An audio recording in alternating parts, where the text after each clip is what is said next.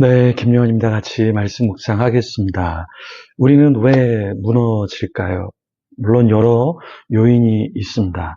그런데 한 문명이, 한 국가가 무너지는 이유는 분명히 명확하게 있습니다. 그 대표적인 이유가 무엇이냐면 우리나라도 지금 정치, 경제, 사회적으로 아주 위태롭습니다.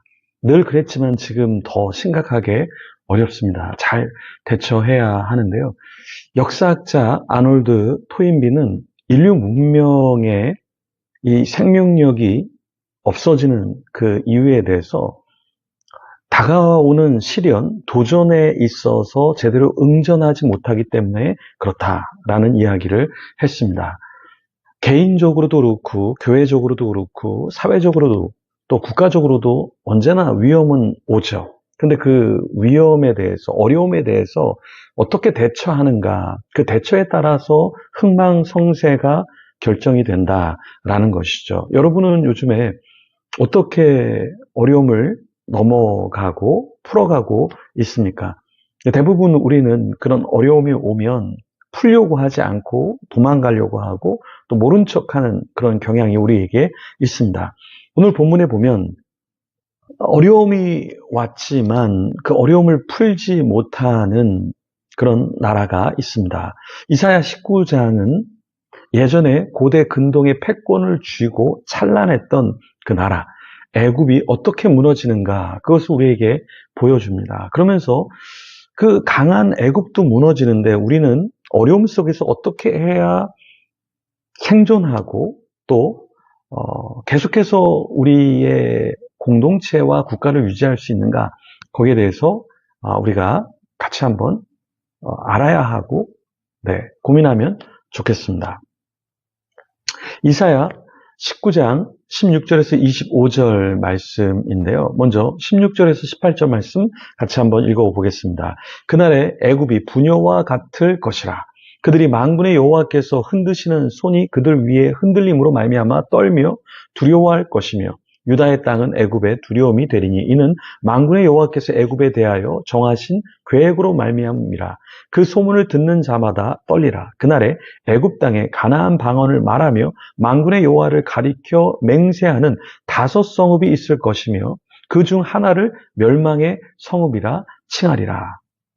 애굽이 부녀와 같다 이렇게 16절에 이야기했는데요. 부녀, 여자와 같다라는 말은 아주 연약한 상태에 있다라는 말이죠. 극심한 두려움, 무기력한 상태 가운데 빠져 있다라는 것입니다.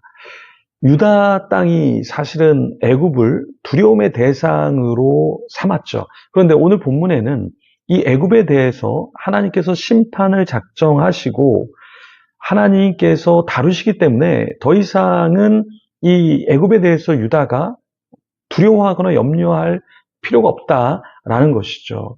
때로 우리가 어떤 사람을 두려워할 수 있고 어떤 상황을 염려할 수 있습니다. 그런데 하나님께서 모든 것을 우리 가운데 붙잡고 계시다 그러면 우리는 떨 이유도 없고 두려울 이유도 없습니다. 여러분, 교회를 이렇게 개척해 보면 어떤 어려움이 있냐면 처음에는 사람이 없어서 어려워요. 근데 그 어려움은 그냥 언젠간 오겠지 하는 그런 생각도 있기 때문에 사실은 그렇게 어렵지 않습니다. 처음 개척했는데 뭐 사람이 많을 순 없잖아요. 그런데 어떤 두려움과 염려가 있냐면 개척하는 분들마다 한 명이 왔다가 한 명이 떠나갈 때, 교회가 나 때문에 저 사람들이 떠나가고 나 때문에 안 되는 것 같은 그러한 두려움과 무능함, 염려, 이런 것들이 목회자를 짓밟곤 합니다. 네. 근데 이거는 인간이기 때문에 누구나 다 느끼는 공포, 두려움, 염려겠죠. 그래서 목회자가 개척을 하고 어려움에 빠질 수 있어요. 그런데 목회자만 어려운 게 아니라 같이 옆에 있는 그 사모님 또 가족들도 사실은 굉장히 불안하고 염려에 빠지는 경우가 있습니다. 그래서 대부분 개척교회 사모님들 중에서 우울증이나 공황을 않는 분들이 의외로 많습니다. 선교사님, 또 선교사님의 사모님들 중에도 그런 분들이 굉장히 많아요. 해도 안 되니까. 그런데 목회자이면서 선교사인데도 이렇게 마음을 잡지 못하고 무너지는 경우가 많은데, 그럼 우리는 어떻게 해야 마음이 무너지지 않고 온전히 서 있을 수 있을까요? 애굽이라는 나라도 무너지는 이 상황 가운데 우리는 어떻게 무너지지 않을 수 있을까요? 그것은 하나님 앞에 우리 자신을 올려 드리는 것이죠. 애굽은 찬란한 도시였는데 이제 오늘 이 애굽은 멸망의 성읍이다라고 일컬어지고 있어요. 왜 멸망의 성읍이 됐을까요? 우상숭배, 죄악의 중심지가 되었어요. 그러니까 경기는 좋았지만 어떤 상업적으로, 무역적으로 활발했지만 그 가운데 하나님이 계시지 않았기 때문에 멸망의 성읍이 되었다라는 것입니다. 여기서 다섯 성읍 중 하나다라고 이야기했는데 여기서 말하는 다섯 성읍이라는 것은 대표적인 어떠한 성읍을 말하는 거죠. 그 중에 하나가 완전히 무너졌다. 그 이유는 회개하지 않았기 때문에, 하나님을 경외하지 않았기 때문에 그렇다라는 거예요. 자, 여기서 헤레스라는 단어가 나오는데요. 성읍 중에 하나가 있는데 저항하다 멸망한 도시가 있어요. 그 헤레스라는 것은 애굽의 태양신 도시로 우리가 봅니다. 신학자들이. 그러니까 이 헤레스라는 도시는 그냥 도시가 아니라 애굽의 태양신을 섬겼던 도시였고 결국에 거짓 신앙의 본거지가 되었고 하나님은 그 도시를 그대로 둘 수가 없었던 것이죠. 그래서 하나님께서 그 도시를 무너뜨렸다라는 것입니다. 자, 우리도 하나님 앞에서 무너질 수 있어요. 믿는 자라 할지라도, 믿지 않는 자도. 근데 그 이유는 무엇입니까? 다섯 성읍 중에 하나의 성읍인데 그 성읍이 멸망의 성읍, 헤레스라고 하는 그 성읍. 그 헤레스라는 뜻은 무엇이냐면 히브리어로 하나님을 섬기지 않는 그러한 타락한 도시. 그래서 하나님이 심판할 수밖에 없는 그 애굽의 태양신 도시라는 것이죠.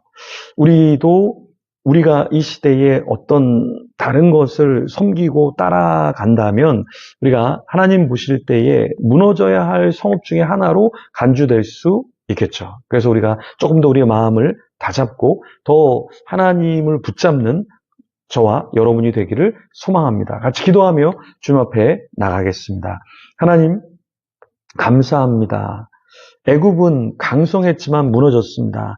하나님 앞에서 하나님을 섬기지 않았던 나라로서 많은 나라들의 두려움을 주었지만 나중에는 결코 두려움을 줄 수 없는 그런 연약한 나라가 되었고 도시가 되었습니다.